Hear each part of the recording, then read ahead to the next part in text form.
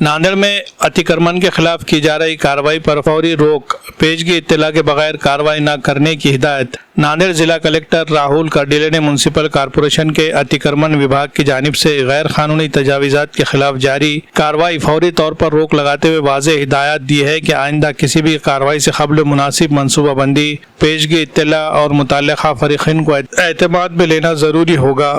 ये फैसला वंचित बहुजन अघाड़ी और कांग्रेस इत्तेहाद के एक नुमाइंदा वफद की जानिब से जिला कलेक्टर से मुलाकात और तफसीली मेमोरेंडम पेश किए जाने के बाद लिया गया। वफद ने जिला कलेक्टर नांदेड़ को म्युनिसिपल कॉरपोरेशन के मुबैना गैर कानूनी तजावीज़ात हटाने के लिए की जा रही कार्रवाई और ईद उल अज़हा के मौके पर अमन व अमान की सूरत हाल के ताल्लुक से तफसीली याददाश्त पेश की। जिला कलेक्टर ने मामले का संजीदगी से नोटिस लेते हुए कहा कि गरीब ठेला फरोशों, मेहनत कश तबके और छोटे ताजरों के साथ किसी भी किस्म की नाइंसाफ़ी बर्दाश्त नहीं की जाएगी। इंतज़ामिया की जानिब से म्युनिसिपल हुक्काम को हिदायत दी गई है कि किसी भी कार्रवाई से कबल मुतासर अफराद को एतमाद में लिया जाए और मुनासिब मुतबादिल या मनसूबाबंदी के बाद ही कदम उठाया जाए।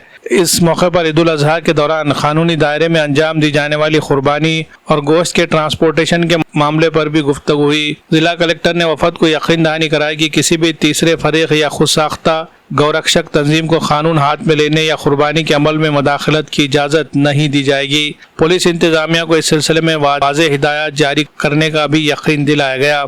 इंतजामिया ने कहा कि कानून अपने हाथ में लेने वालों के खिलाफ सख्त कार्रवाई की जाएगी। वफद ने अवामी मसाइल को हसासियत के साथ सुनने पर जिला इंतजामिया का शुक्रिया अदा करते हुए कहा कि आइंदा भी जमहूरी और आइनी दायरे में रहते हुए जद्दोजहद जारी रखी जाएगी। Bureau report, MCN Urdu news.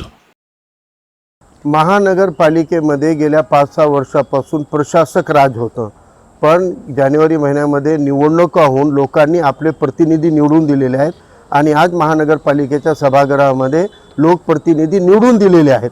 असं असताना सुद्धा हे महानगरपालिकेचं प्रशासन आणि अतिक्रमण विभाग झोपा काढत असतो 2-2, 3-3 वर्ष।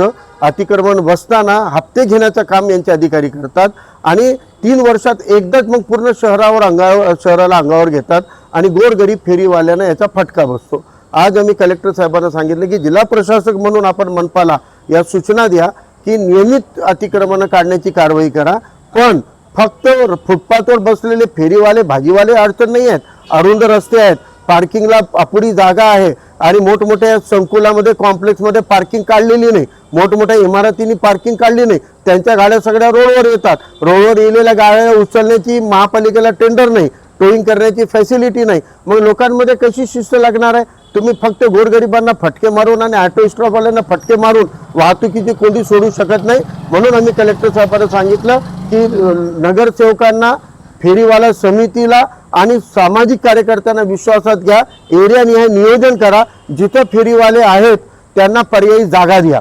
जोपर्यंत तुम्ही हॉकर झोन करत नाही तोपर्यंत नो हॉकर झोनची अंमलबजावणी करता येत नाही। सत्तारभाई महापौर होते त्या काळामध्ये आम्ही शहरामध्ये गांधीनगरला, श्रीनगरला 3-4 ठिकाणी हॉकर झोन दिलेत। आता काय देऊ शकत नाहीत? गोरगरीब फेरीवाल्यांची नाही कर्तव्य नाही का?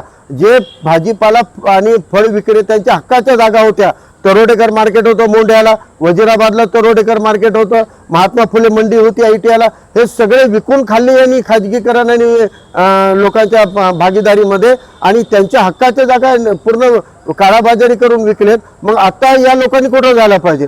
यांच्यासाठी तुम्ही मार्केट आणि जागोजागी ओपन स्पेसेस जे सोडलेले आहेत तिथं तुम्ही भाजी मार्केट का काढत नाही? शहरभरामध्ये महानगरपालिकेची ड्युटी नाही आहे का? ते सुप्रीम कोर्ट आणि केंद्र सरकारचा कायदा आहे की महानगरपालिकेला फेरीवाल्यांचे नियोजन आधी करायचं आहे। असं असताना सुद्धा सगळे कायदे धाब्याला बसून हे मनमानी पद्धतीने गुंडगिरी करायला, JCB आणि बुलडोजर कल्चर आणायला हे नांदेड आहे, महाराष्ट्र आहे। इथं आम्ही खपून घेणार नाही, तिथं कायद्याचं राज्य चालणार आहे, कारण इथं छत्रपती शिवरायांनी स्वराज्याचे बीज पेरले आहे, बंडखोरी आमच्या रक्तामध्ये आहे। त्यामुळे अन्याय जर कोणी करत असेल तर जनतेचा रोष ओढून घेण्याचं काम महापालिका प्रशासन करू नये, याचे परिणाम चांगले होणार नाहीत, कायदा सुव्यवस्था बिघडू शकते।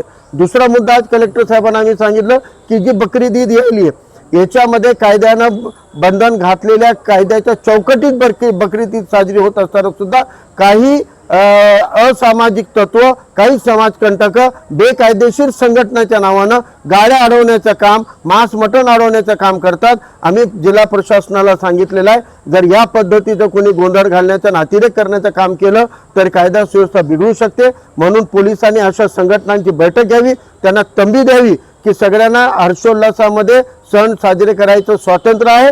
कुठं बेकायदेशीर होणार नाही, कुठं यदा कदाचित आढळून आला तर असे कत्तलीसाठी जे जनावर येतात ते पकडल्यानंतर विकत घेण्यावर कारवाई करण्याऐवजी दोघांवर कारवाई झाली पाहिजे. हे विकणं सुद्धा गुन्हा आहे कायद्यानं. मग असे जनावर बाजारात येईपर्यंत गुन्हा दाखल होत नाही, बाजारात येईपर्यंत गाड्या अडवल्या जात नाहीत, बाजारात विकेपर्यंत कोणी त्यांना थांबवत नाही आणि विकत घेतलेल्या व्यापाऱ्यांना अडवणूक करता. मग तुम्ही एकतर्फी कारवाई का करता या पद्धतीची? म्हणून जर कारवाई व्हावी तर दोन्हीकडून व्हायला पाहिजे, दोन्ही बाजूने व्हायला पाहिजे, नाहीतर एकतर्फी कारवाई सहन केल्या जाणार नाही. हे आम्ही आज जिल्हाधिकाऱ्यांना सांगितलेलं आहे.